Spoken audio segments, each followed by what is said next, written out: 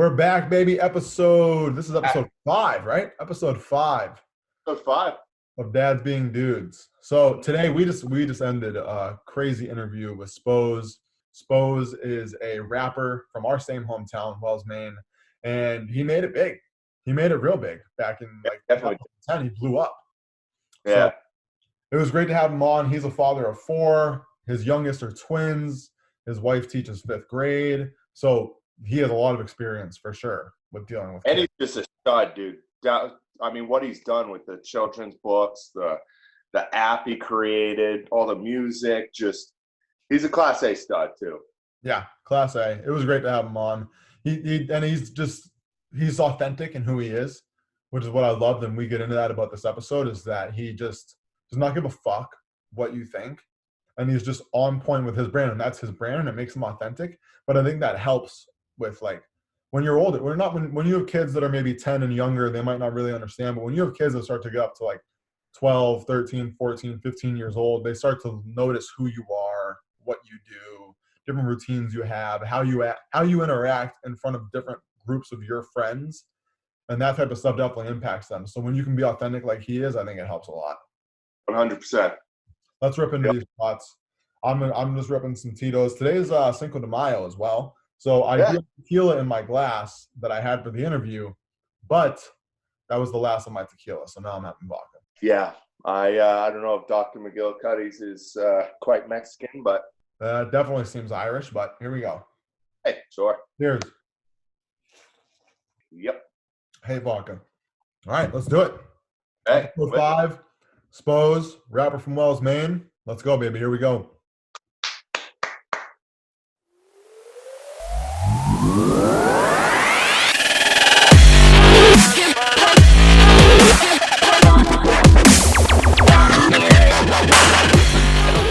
In the middle of the day in a while, so I'm stoked.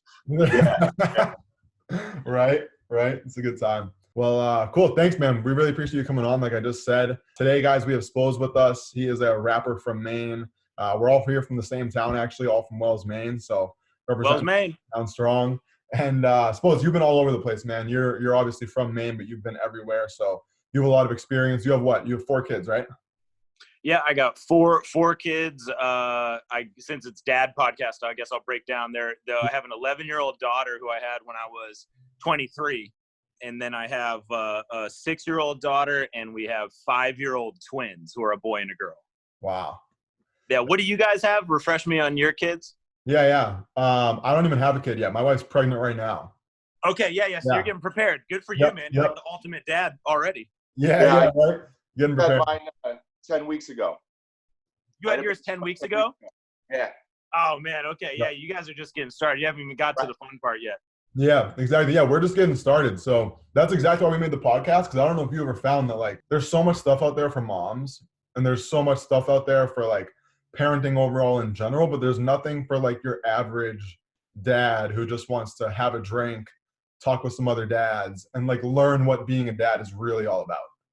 You know? Yeah, I think it's a great point, and I mean, I don't know how old you guys are, but I remember when I was having my first kid, I was just terrified. I was like, because I didn't even know anybody my age who had a kid besides, people who maybe had a kid on accident at like 18. Like, I wasn't trying to have a kid at 22, 23, because I think in America you really pitch this like, oh, stay like a raging dude till you're like 38, Yeah.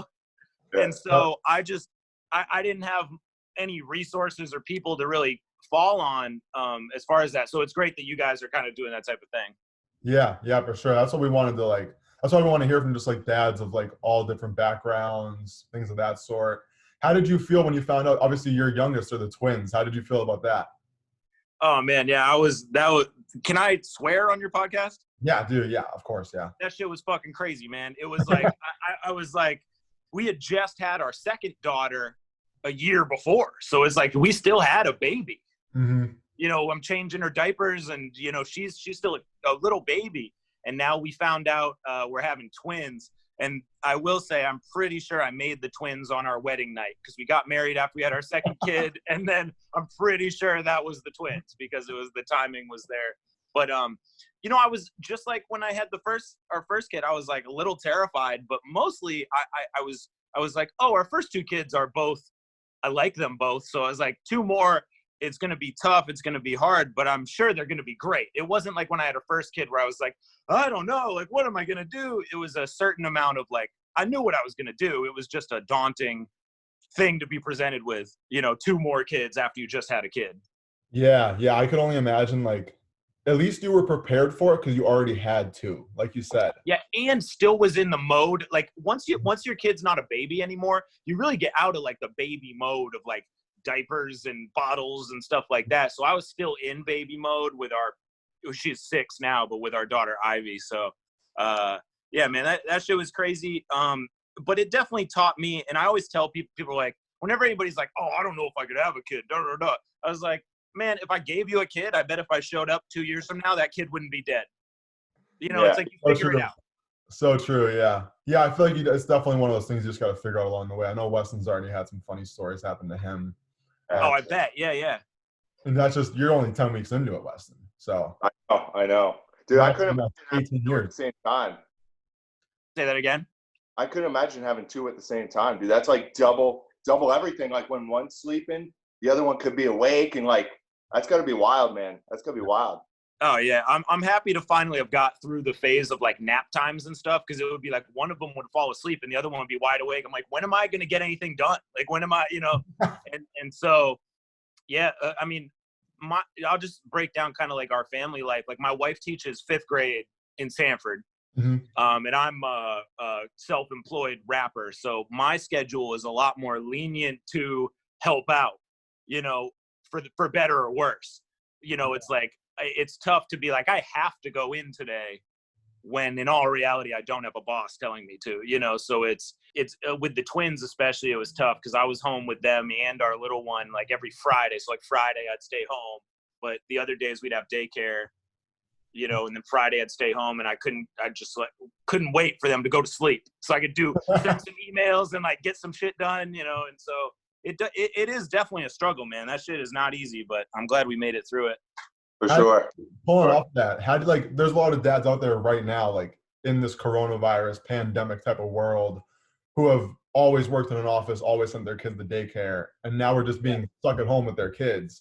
So obviously you being a rapper and being able to just have that sort of leniency, being your own boss, how have you managed that like in the past? Obviously this isn't a new world for you. Like you said, you've dropped them off at daycare and stuff, but how have you managed that? Yeah, it's a great observation, man, because it is not too different for me. The current coronavirus thing, there was not much of an adjustment as far as, okay, now the kids are home all day, but actually I get to sleep till 8 now. And, I don't need to be up at 6:50 getting them all dressed to take them to kindergarten and daycare and stuff, because daycare is closed. So they're home, and my wife's teaching kids from home, and they're learning at home. So what I've done is, instead of going into work, which I have an office in Sanford that I've been renting for, because Sanford rent is super cheap, if you didn't know. And I've been renting it for probably 6 years now. So I still, I can still get into the office, but now I've been waiting until like 11 a.m. to like help out while they're doing kind of school stuff. And then I'll hang out here until about 6 or 7 and then go home, have dinner or whatever. But some days I just take it off and stay home, because they're all home and they're trying to ride their bikes, and, they're trying to, play hide and seek and build forts and stuff. So I'm trying to be as dad available as I can. But unfortunately, just like the rest of my life, I'm too ambitious to like just sit there. So I'm always, even yesterday I was playing hide and seek, and while I was counting outside, they're playing hide and seek. I'm trying to distract them while my wife's working. While they're doing that, I'm sitting in the front seat of my computer counting way longer than I should to edit a video that I was trying to put out today for my Spose stuff. So it's like, you find your time. Yeah. Awesome. Yeah, speaking of that, I saw the video you put out this morning, which was absolutely hilarious. And your new album. That's the one I was doing. Yeah, that's the new album, Nonperishable, right? The EP? Yeah, so I made an EP, and it was kind of like, I realized everybody was home for coronavirus. And also, I make most of my money off streaming music. And I think a lot of other musicians in Maine make their money off playing live. I definitely make good money playing live, but my primarily base income is from streaming royalties, Spotify, Pandora, Apple Music, etc. And so I thought streaming was going to go up because of coronavirus, but it's actually down. because nobody's at work or driving in their cars and stuff. So they're not listening to their playlists or whatever. Yeah. So I thought, well, let me get as much music out as I can. So I had all these songs laying around. So that's the EP I put out today. And that's kind of just the concept of keep feeding the fans, you know, while they're struggling. Yeah. And dude, that's so true. I had to take a survey yesterday for work. I do sales in downtown Boston. My commute in the morning was always like an hour. So I would always be on the T, listening to a podcast, listening to new music, those types of things, learning, educational materials, reading books, all that type of stuff. Now that I used to get up at like 5 a.m. Now that I don't commute anymore and I'm working from home, I'm getting up at so today I got up at like 7:15, but I laid in bed until 8:15. And then that wipes away all of any sort of streaming I'm doing or anything like that.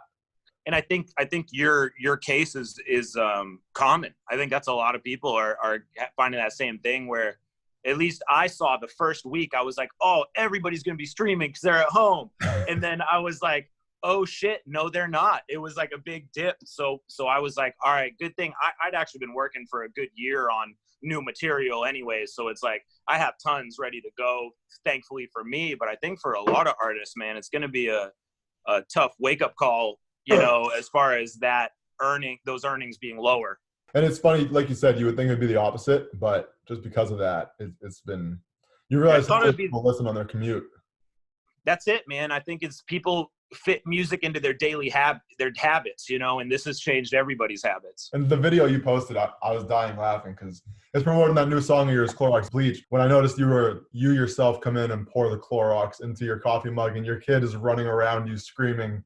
And then he pulls his pants down and pees behind me. And I was like, yo, at first I was so pissed because I was like, oh, I had this, man. Like I finally, because to do the clip where there's two of me in the video, I know I have to do it very quickly because the lighting could change, you know? And so I'm basically just chopping two images and putting them next to each other. And when he walks in and then my daughter like moved the camera, I was like, fuck.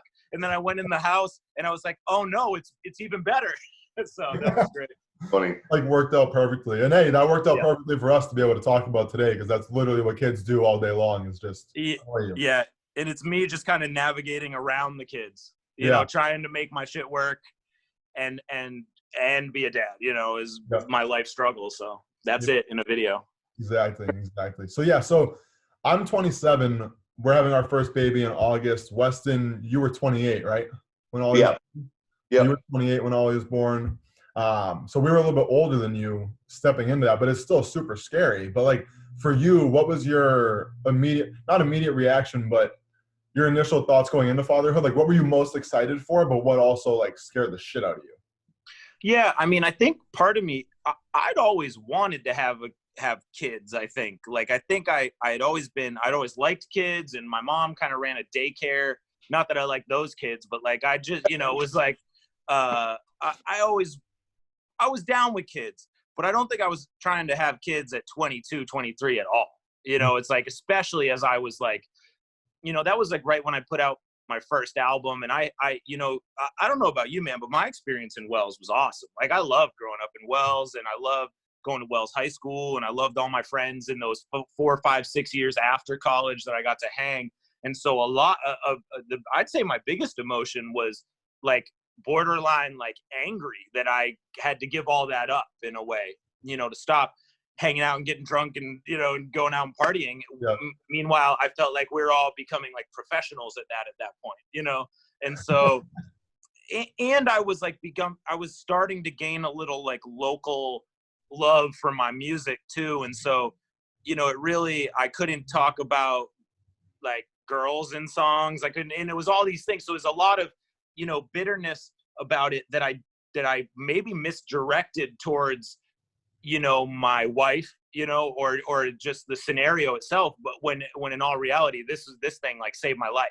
You know, this was like the move that like saved me from remaining in that kind of like purgatory of just working at Barnacle Billy's and getting drunk after and going back and doing it again. So I think it saved me. It made me very focused, you know, once we had a daughter and I realized this was happening for real. But I definitely harbored like, you know, bitterness towards the whole situation. Cause there was like, you know, I had only met my wife, you know, at that point, we didn't get married till 2014 and our daughter was born in 2009. So this is, years before. And I definitely was like slightly pissed about all the other chicks I was looking forward to hooking up with. It's like all these natural like dude emotions.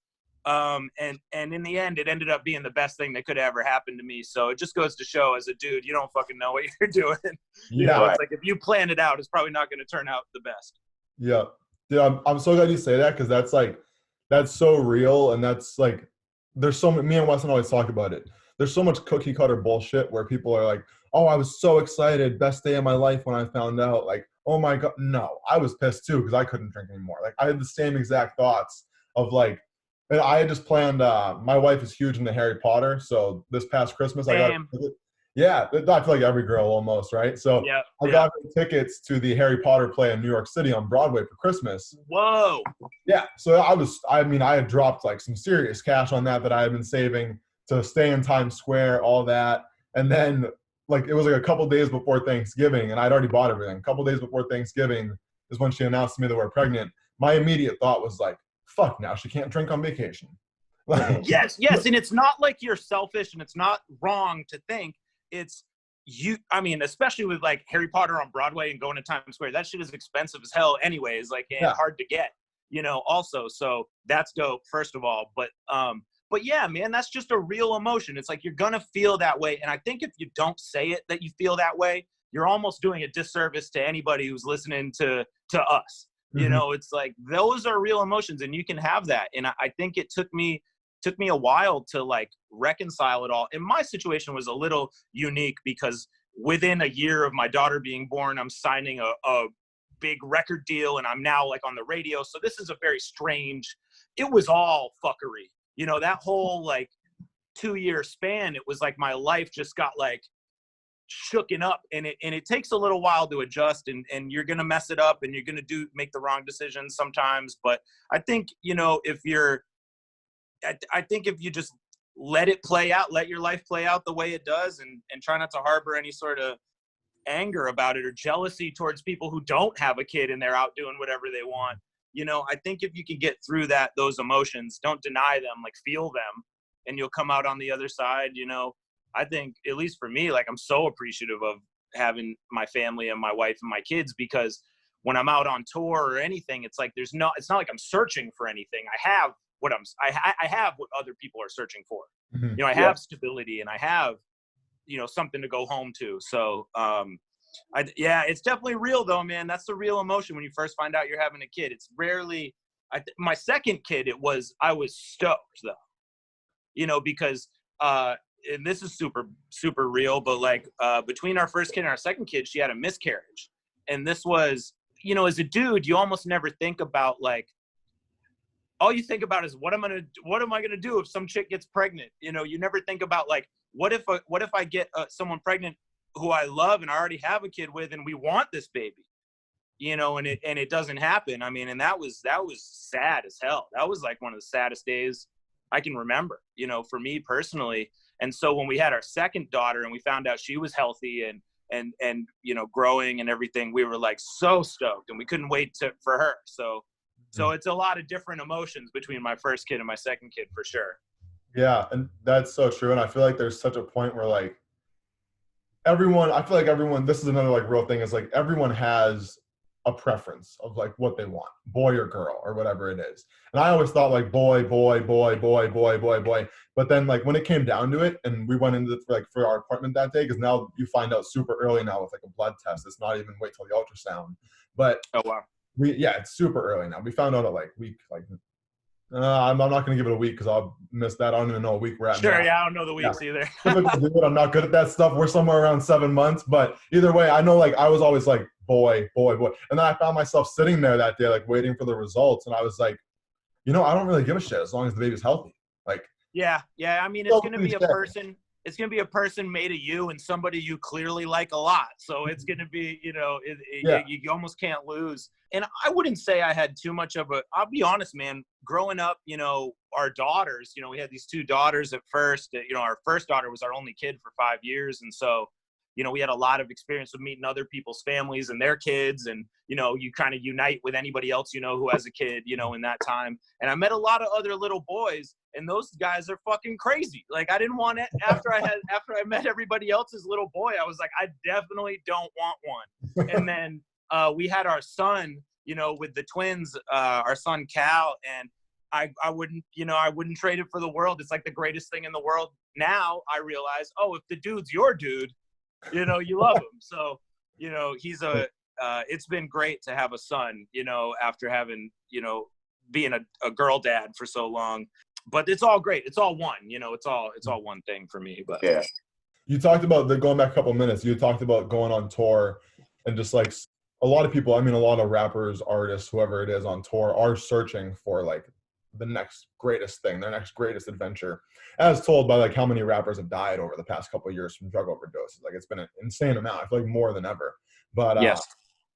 Going back to what you were saying about being on tour and stuff, how do you manage that? Like, because you're away from your kids, your wife for, I don't know how long you on tour for, a month, 2 months, 3 months. Like, how do you manage that? I mean, my tour schedule is I've never, like, it's a great question. And I haven't, and I think I've already discussed kind of the timeline. I've never had any success with music before I had a kid, you know, so it was all while I had a kid, this whole thing happened to me. So it's all been through the lens of, okay, what can I do to least, you know, cause the least stress to my wife, cause the least, you know, sadness to my children and to me, while simultaneously being out on the road as long as I can to make the most amount of money. Because being out on the road, it's almost like your first 10, you know, sometimes like your first 3 shows, your first 10 shows or whatever are all to get the money back. And then any show subsequently is the profits, you know, so the longer you could stay out, it's definitely way more money. And so the longest I've ever done was two months. And that was when I flew home for our daughter's first birthday. I missed 2 of the dates of the tour. I was an opener on this tour, and I flew home to do the ultrasound for the twins when we found out we were having twins. So I'm on this tour. Our daughter turns 1. I fly home, do her birthday, fly back out. I arrive at Applebee's and meet up with the band. And I'm like, so Christy's having twins. And I'm just like, oh my God. And so that was a crazy one. But for the most part, I never really go out on the road more than a month. You know, I never leave more than a month because it's too much. My wife is a 100% super total G and can handle stuff, but handling 4 kids and a full-time job and sometimes the weather in Maine and all sorts of stuff is not easy, even if you're a super G like my wife. You know, it's like she's emotionally very strong and very capable, and she's, you know, able to persevere through all sorts of things, but that's not easy on anybody. So I try to be home as quickly as I can while simultaneously understanding I'm leaving shitloads of money on the table every date I'm not doing, you know? So that actually right now I'm supposed to be on tour in Canada with the rapper Chris Webby. That's awesome. This month. And the whole tour got postponed, obviously, because of the coronavirus. And I'll be honest, I was stoked that it was canceled because I was like, oh, phew, I don't have to buy, you know, it's like stressful. It's stressful to me, you know, to go out on tour. I've definitely had shows that I've enjoyed the show and I felt like, wow, that was incredible that we brought out a ton of people in Denver and Chicago and these places that aren't Maine, you know, and that feels great. But the next day I always wake up feeling like an asshole, you know, every time because I'm not home and I'm, you know, I try to call, you know, like even like smoking weed on tour. Like I try to make sure I talk to my family before I do so that I don't feel guilty about like, oh, I'm sitting here because I'd be stressing about it. You know, I'd be like, hi, like, oh no, like, what am I doing? And like, so like, you know, it's very real. And you know, my family plays into every decision, but especially the tour stuff. And it's so funny you said like that, like guilty conscience, because that's exactly why I stopped smoking weed. It was like, yes, I don't like, yeah, it would always make me feel guilty. Like I'm guilty going up to bed or something. You know, it's like, I don't want that feeling. Yeah. So I've kind of relegated my weed smoking to creativity. You know, it's like, all right, I'm going to sit here and make some songs for a couple hours. I know smoking some weed's going to help, you know? There you go. That's like drinking with me. Like, I know like, and that's why we incorporate drinking on the podcast too. Cause like, if you're drinking, the chances are of like sharing more like real stuff throughout like an episode, we'll probably get like more really. I'm sure we haven't had any episodes yet where we got like too drunk, but like I'm sure there will be an episode eventually where we get too drunk and share some stuff we might not have shared unless we were that drunk. I think I already have because I'm drinking this margarita, but I think overall on my podcast, I intentionally don't drink, I don't smoke or anything beforehand because I know I'm way liable to say some crazy shit. Yeah. You know, it's like I need to control me the most I can. That's funny. I'm glad you bring up your podcast though, because I actually listened to, it was something I was thinking about earlier. I was listening to your podcast this morning with Mark Pfeiffer, the most recent one you had out. Yeah. Sam Feifel. Sam Feifel, that's who it is. Sorry. Yep. And I don't know why I thought Mark for some reason. I even looked. That's a great name. Yeah, I was looking at the wrong guy on Instagram then. But on your podcast and even on like your social media platforms, like Instagram is where I follow you the most, but like on your social media platforms and everything, you do not shy away from talking about your political opinions, which is rare for someone who has like an audience like yourself. Yeah. I actually, it's funny. I did a podcast yesterday with the Bissell Brothers guys. They have a podcast where I was talking to them and they had asked me kind of the same question. They were like, so you've never shied away from being political and you know, at the end of the day, suppose we could say I'm a rapper, I'm a this, but at the end of the day, I'm a brand, you know, because I'm a, you know, there's morality to the brand and there's like, as far as like, you know, it's not like I sat down and wrote down like, this is what Spose stands for and this is what I will do. And this is how often you can post a political post. But for me, I think the brand being me, you know, in its core, Spose is not like a character I made up. It's just me who with more confidence, you know, is all it is. And so in that regard, I find that the fans almost respected from the jump more that I was saying I was from Wells, Maine, than I was saying, oh, I'm from near Portland. Oh, I'm from Boston. You know, like rounding to the nearest place. And I think that is the same reason I don't mind posting something political, because if I'm faking that that I don't have these feelings, or I'm faking that I don't, you know, I'm not pretending I don't like Bernie Sanders or whatever to them, is lying. You know, and I think at the end of the day, they got to respect the brand more for the honesty, even if they disagree with me. You know, and I think that's kind of my hope. But at the end of the day, if they don't agree with me, fuck it. Right. See ya. But I think it makes the brand stronger that I'm not lying. You know, that I'm not, or I'm not, because is a way to do it without lying. I mean, for example, even Bissell Brothers, as I was saying to them, like they're not posting anything political, you know, but it's not like those guys don't have that feelings. It's just, that's not in their brand. You know, their brand is selling beer. There's no need to get involved in that.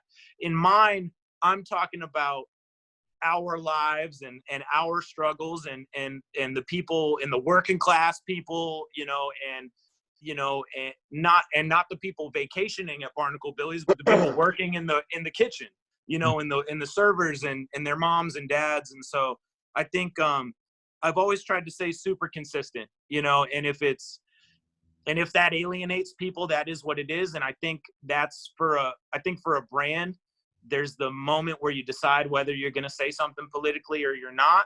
And I think for me, that was always the decision, even before I was rapping, because I was political. I mean, even at Wells High School, I was like putting up signs before I could even vote, you know? And so it's like, that's just me, you know? And I think to pretend it's not would be a disservice to the fans. And if it pisses people off, you know, all that means is it's going to show up more in the Facebook newsfeed. Yeah, true. Yeah. You know? That's so true. Yeah, that's so true. And that's so funny because I never really thought about that stuff until we obviously like created this brand and this podcast, and like we'll throw some ads out there on Instagram or something, and some random person will comment something negative, and I'm like, you just helped us, thank you. Yo, if you, yeah, man, you did.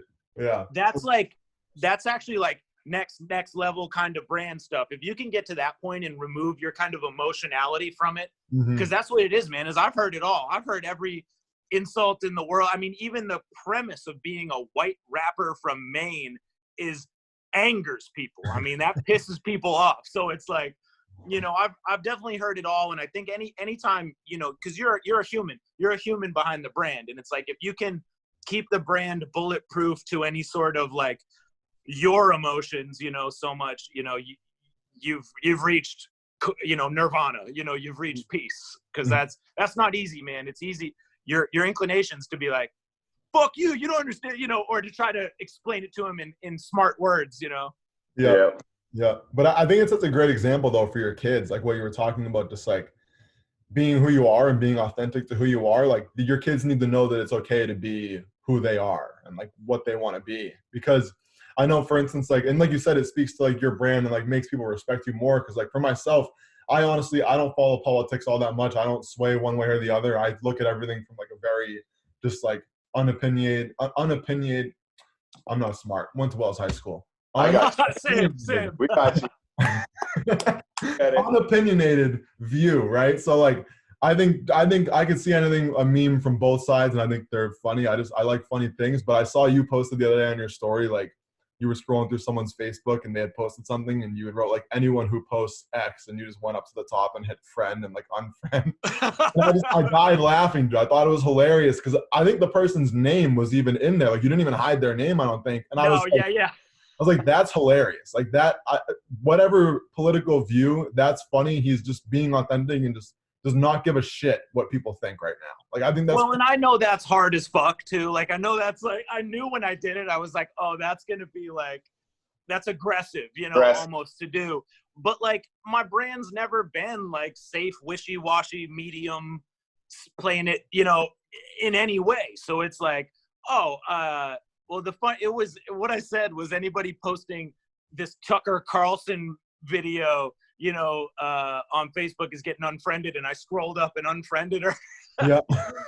but this chick had been earning it for a long time. You know, she'd been working towards the unfriend. That's funny. That's a riot. But I mean, that's a good thing though. And it's like, it sets a good example for your kids just being authentic. Obviously with younger kids, they might not recognize it now, but as they get older, those are lessons they'll look back on. Obviously they don't see like what you did, the example we just talked about, but obviously you incorporate that in your daily life anyways, just being authentic. You don't just do that on social media. So like your kids are learning that lesson from you, which is great to have and great for them to look back on when they're older. Cause I feel like there's so many things where like, right now, or like when you're kids, you don't recognize it at all. But then when you get older to like our age, you look back on those memories and you're like, oh shit, there was a lesson there. Sure. Yeah. I don't, you know, I really hope, you know, if anything, we just get, you know, with my kids, hopefully because I think the big battle, man, I think honestly the big battle of adulthood and growing up and, you know, and being a parent and being a teenager even and being any of these things is like, it's, you know, you might not recognize it as that at the time, but it ends up being like a battle for happiness is what you're fighting to get, is what we're all fighting to get, is like, and the battle for happiness is mental health at the end of the day, you know? And so I think if I can just give them the tools to be as happy as possible with who they are and not wishing you were somebody else or you looked some other way or you were, you know, this or that, but it's not I try to say all that in my music by confronting my own insecurities and my own flaws and my own whatever, and try to put it out there that like, you know, I feel all those things, you know, I'm struggling for happiness. If I'm making a song about, you know, we have enough to be, you know, we have enough things to feel happy. We shouldn't want for more, you know, we have enough to be happy right now. You know, that's me trying to work through it and struggle to feel that way myself, you know, so hopefully I can instill those lessons in them for sure. Cause I just don't want them to, I will say I am a little afraid of my kids, you know, just in the cruel world, man, the criticism of other kids, though, like what they're going to say, you know, like, you know, cause you know, you remember the insults much more than the compliments. And, you know, I just hope I can lead by example in that regard, but also my wife kind of does it without being very publicly vocal at all. She's very, you know, she's just a confident, strong person. And hopefully they learn more from her. Yeah. I mean, I feel like they still have a lot to learn from you because you wrote a children's book, right? Correct. I have it right here. It's called Pinecone Pete is Not Impressed. And like most of my weird, like outside of rap schemes, I tried to tie it in as a marketing scheme for my album, because I basically have this kind of like, I wouldn't say it's a mantra, but just something I like figured out is that like making good music isn't enough. Mm-hmm. Like you can make good music, but so can this other guy, and so can this guitarist, and so can this guy. It's not so much who's the best or who's the best musician. It's who gets the people to care about their music, you know? And so the book Pinecone Pete Is Not Impressed, which I got to say was illustrated by Sanford's own Steve Gendron, was, you know, it was a financial risk. I mean, there's no guarantee I make any money back on this. But I definitely thought, I know a lot of my fans have kind of grown up with me, and a lot of them have kids. And so I figured I could sell some copies to them, you know, but also I'm always looking for a challenge beyond the same old shit I've been doing, you know? So like, oh, let me try to write a children's book, you know? I will say I did pull in a few awards at the Wells Junior High Literary Awards. So like I do have a little history. But yeah, that was another thing, you know, just trying to branch out beyond rap and trying to keep people interested. And I don't know that it worked, because I kind of just am preaching to the choir still. It's the same old fans that it always is. But, you know, the hope when you do something like that and you take a financial risk and you spend all this money on what is essentially marketing, you know, you hope that it expands the base, you know. So I will say it failed in that regard, but in as far as me rising to the challenge and making a children's book, I definitely, you know, did that. I think it's sick, dude. I think that's a cool idea. Thanks, man. Yeah, I was real proud of, you know, of putting it out, just to accomplish it. But I went and did a couple in-stores at like Bull Moose in Lewiston and Bangor and Scarborough. And I read the book, and all these people brought their kids, and they all sat there in silence and listened to this story. And then they like asked me questions, and I was like, oh man, I could totally be a teacher. Yeah. Yeah. That's awesome, dude. And you don't hear, there's not a lot of rappers out there who have wrote children's books. Yeah, I mean, or made an app, or done, you know, at the end of the day, I'm always trying to, at the end of the day, there's like I'm always driven by this little bit of chip on my shoulder. That might be a huge chip on my shoulder. That's, you know, you know, you feel like, oh, you're a rapper from Maine, you get disrespected, so I'm fighting against that. You think I'm just a rapper from Maine, oh, I'm fighting against that. Now I can write a book. Now I can make you know, let me do this. You think I can't, you know, it's like, if you think I can't do something, that's what's going to drive me to go do it. And I think, and maybe some of those are perceived, like imaginary things I tell myself. Oh, they think I can't rap a whole song with the letter R. Let me do that, you know, or like, but some of them are straight up, you know, some dude will say something on YouTube, and that might inspire me, anger me to go prove that imaginary fucking troll wrong, you know? And so, you know, a lot of it's that, I mean, and that's a flaw, but at the end of the day, it's also like my drive is rooted in that. So I don't know how to swing that, but yeah, no, that's funny. That's so true though. Cause like that happened just the other day where we put out an ad on Facebook trying to promote the podcast and stuff. And, the only person who commented on it was this one guy who put like a meme, and or not a meme, but like a GIF or a GIF, whatever the hell you want to call them. And he had put like, I'm calling them GIFs. GIFs. All right. Yeah. Perfect. GIFs. Awesome. That's what I've been calling them. But then I heard someone the other day call them a GIF, and I was like, have I been doing this wrong the whole time? No, those guys are posers. They're just they're sheep. It's GIF. That's what I thought. All right. So he posted a GIF on there that was like, it said it was like some old guy like shaking his head, and it was like, don't do that. And I was just like, I instantly just went down a rabbit hole of like, I clicked on his page. I started going down his page. Like, who the fuck is this guy? Literally, there's not one photo of this guy. I don't even think it was his real name. It's just a page that posts a bunch of stupid memes, like just not even funny ones, just the dumbest ones. And I'm sitting there telling my wife, I'm like, who's this fucking idiot? What should I say back to him? What should I say? And she's like, maybe you just don't say anything at all. And I was like, you're probably right, but like the ego. You need to keep her. You need to keep her. She's a G. Right.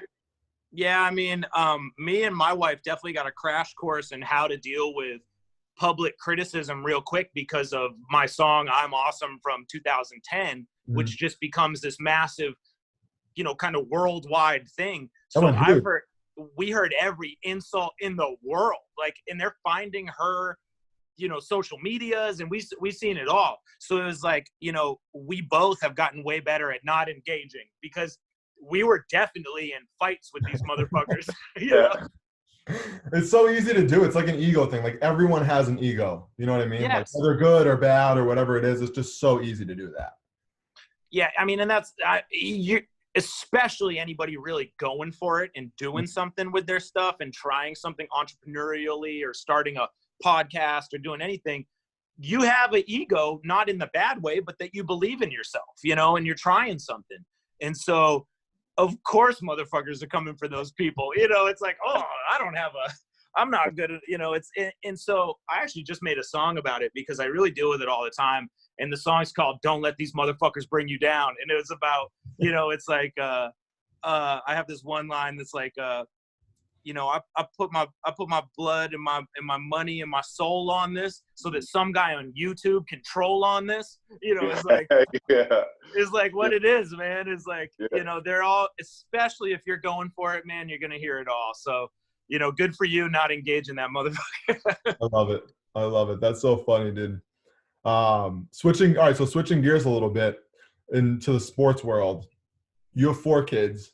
You work full-time being a rapper, writing children's books, trying to promote your own stuff, marketing in different ways, things of that sort. You're a huge Celtics fan, which we're both huge Celtics fans. Go Celtics. How do you manage that, though? How do you manage watching – there's 82 games in a season. How do you manage watching and keeping up with sports, plus Patriots, Red Sox, Bruins? I mean, we're fortunate to have grown up in a time where we were just blessed. But how do you – we literally grew up in possibly the greatest era ever in sports history and future. Like, I don't know that anything like this ever happens again. So let's definitely appreciate all the things we've seen for sure. I mean, it's a great question. So I have it kind of down to a system. So to watch the Celtics, I watch all 82 games, and then I probably watch the post-game show too. And I'm engaged, with the Celtics from the draft to the summer league to whatever. They're my passion, the Celtics. And so, and sports in general. I'm a big sports fan altogether. I always have been. And so, what I do is the Celtics usually on at 7 o'clock, 7:30, maybe 8, maybe 10:30 if it's a West Coast game. But at about 7:30, most Celtics games start. And so I have YouTube TV for my TV. And so I have them set to record every Celtics game. And so maybe I'll be watching a little bit of it on my phone first quarter. But for the most part, I wait until my kids go to sleep. And then I start the Celtics game at 9. And I avoid social media so I don't see any sort of spoilers as to what happens. And I fast forward through the commercials. And sometimes I catch up to the game in real time. But that's primarily how I do it. If it's in the middle of the day, I watch it. Because they're all doing shit. So, but everybody at bedtime, like get the kids to sleep time, we're always watching, kids shows. And I don't know if you guys have seen it. Well, you don't even have a kid yet, so you definitely haven't. But if you ever see the show Bluey, it's the best children's show, period. And it's actually the best show about being a dad of kids, period, too. It's called Bluey. And it's this Australian show that's on the Disney Channel now. And or Disney Junior or whatever, and it's just fucking dead on what it's like to be a dad and like a parent, and a kid. But it's funny and it's good and so we watch a lot of Bluey, and we watch whatever. But then as soon as I get the kids to sleep, I come downstairs and I watch the Celtics. But I would kill for a Celtics game right now, man. I'm sick of pre-taped sports. Yeah, dude. Seriously, I lived in Florida for the past like 5-6 years. So oh, wow. I was down by like Fort Lauderdale, West Palm Beach, that area. So I didn't get any Celtics games or anything unless they were playing the Heat or it was a nationally televised game, which there was a couple of years during there where they weren't very good. So they didn't get many national games. And so I fell out of the habit of even watching them, which I used to watch every single game, like you said, as a kid. And so I fell out of the habit of watching them, moved back to Boston last year. was super stoked to be able to watch them again. Watched so many more games this year than I did the previous years. And then we had just moved. We're living in York now, so we just bought a house up here. Nice. Got YouTube TV for the same thing you just said. Got YouTube TV, and then boom, sports canceled. And I was like, "Are you fucking kidding me?" Like, bro, it was like that. I don't know, man. Like the coronavirus thing, like I wasn't taking it very seriously in the weeks preceding the NBA being canceled, and nobody really was. You know, but a couple days before that, I think I saw this scientist on Joe Rogan, and I was like, "Oh shit, I need to take this seriously." Yes. And then they canceled the NBA in the middle of that Utah Jazz Oklahoma City Thunder game, right? That was the Rudy Gobert tested positive, and they suspended the whole season. And I take the NBA so seriously that the moment that happened, I was like, "Oh, it's going down."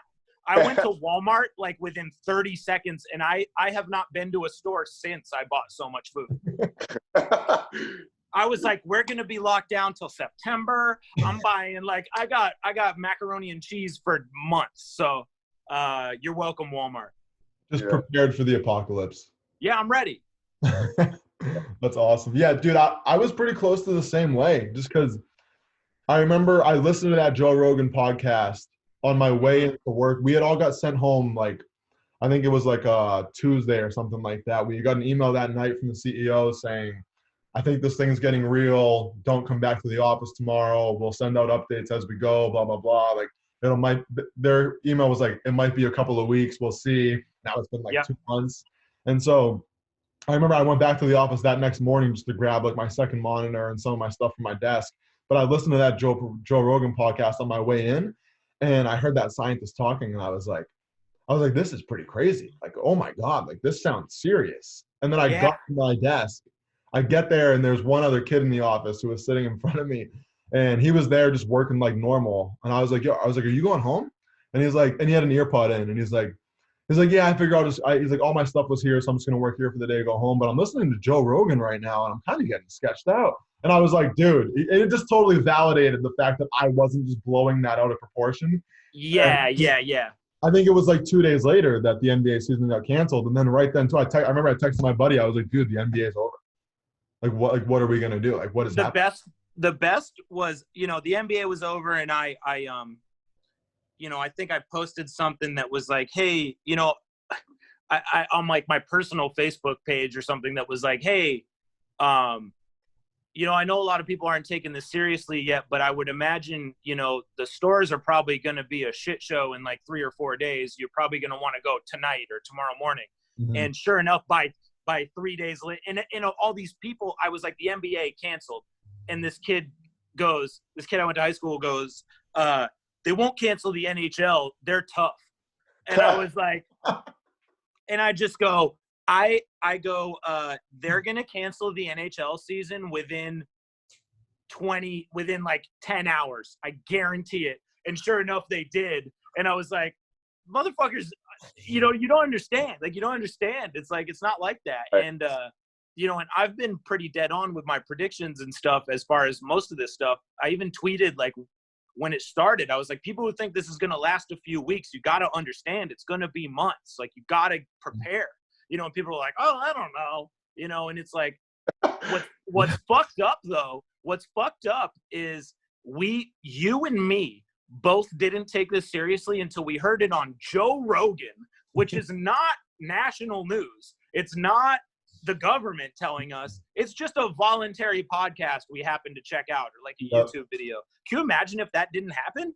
You know, it's like, that's fucked up. That's like a disservice. Yeah, I wouldn't have taken it that serious until maybe the NBA got canceled. But I remember most people, I mean, I went home that day, told my wife about it. I was like, "I'm listening to this fucked up podcast, and like, I didn't think it was real, but this kid at work was also sketched out. So I think you should look," because she's a nurse at Boston Children's. So I'm like, maybe you should look into it and like, let me know what you think.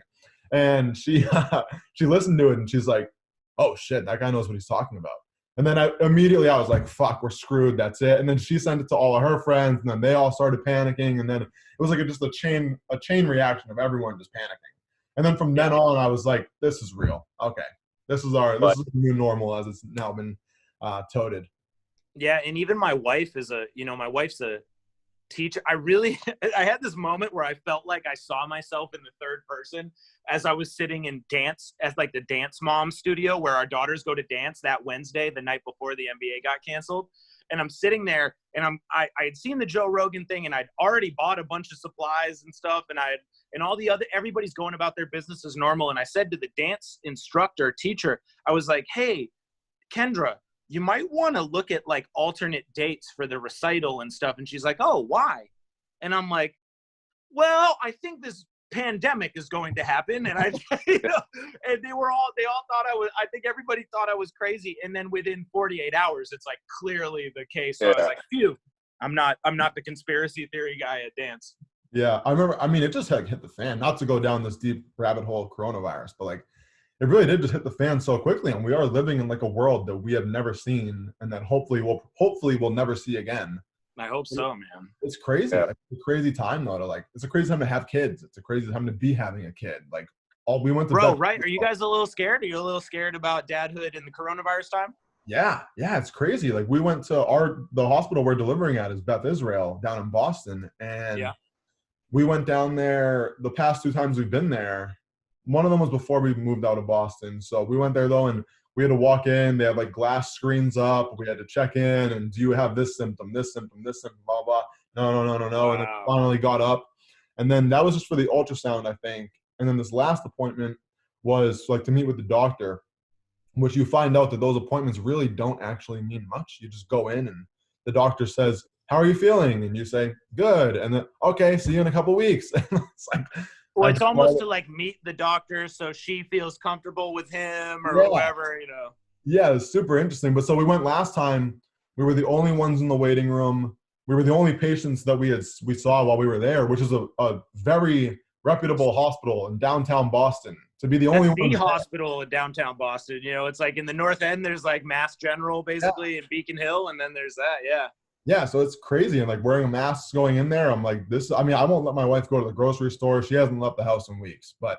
Good. Yeah. Like, man, that's a great point. I hadn't thought of that. Like when you're the father of and there's a pregnant woman, in your house, you're very protective of her instinctively anyways. Yeah. It's like, there's almost some like mental thing in your mind that she's almost like, it's like you like her more than ever. And like, all these things, I just remember thinking like, when my wife was first pregnant that like, oh, it's like, I was like so attracted to her. It's like, it's just this, I think it's this human thing. It's like animal thing that you're like, you protect your, the thing you've made, and so I can't imagine during these times, man, it's gotta be crazy. The fatherly instinct before even they're born to protect your kid and your family.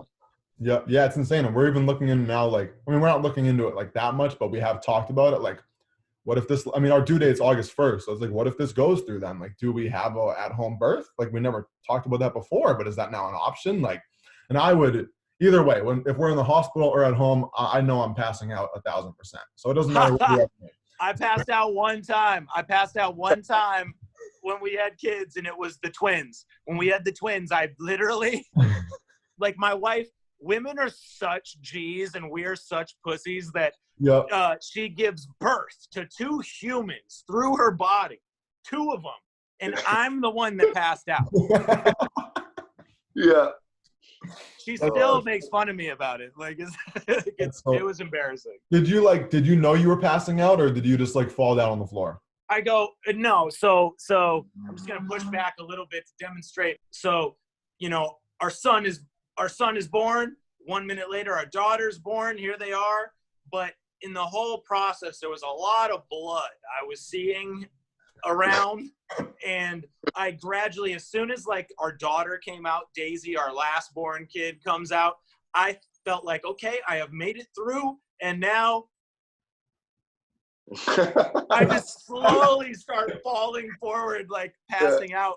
And some doctor runs over to catch me. We're up in Biddeford or whatever, where we had the kid.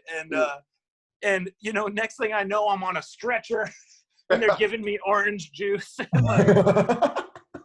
It was embarrassing as fuck, man. It was terrible because my wife, meanwhile, was like holding our 2 newborn babies. Like, how'd it go for you? Yeah. That's a riot. I love that. Weston, you almost passed out. The nurse called you out, didn't she? Yes, I passed out. I almost passed out during the epidural, and I didn't even watch it. Just like the talking about the epidural going in and whatnot. My wife looked at me. She goes, "You're green." I'm like, "Yeah, I'm hot. I'm hot." The nurse was like, "Why didn't you tell me you were about to pass out?" I'm like, "Well, I'm just warm. I'm just warm. I'm just warm. I don't know what it is." Oh yeah, sat right down. And I didn't even watch the epidural. I didn't even watch, dude. I almost passed out. Bro, I'm not watching a giant needle go into my wife's back either. Dude, Fuck that. I think it was the thought of it going in, and like the doctor, like, "All right, here it goes." And I'm like, "Oh man." I don't remember which kid it was, but one of our kids, they fucked up her epidural and did it had to do it a couple times, and she was hurt from it. Like, it caused pain to her. And so I was, and in the midst of all this, you're like pissed, you're like angry at like somebody for fucking it up. And like, yeah, those are weird feelings. Those are definitely strong feelings. So I understand the passing out. Oh yeah, for sure. Well, yeah, man, to wrap this up, dude, hey, we appreciate you coming on, dude. I think there's a lot of valuable lessons you shared, just being an artist and just being a dad to 4 kids and twins and so much different stuff you've obviously gone through.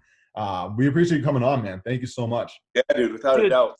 Dude, thank you guys so much for having me. I'm looking forward to following the podcast anyways, just to see whatever other guests you guys have on and the wisdom and good luck with you guys, man. You guys got a long road ahead of fatherhood. So I promise, man, the hardest part is the early part.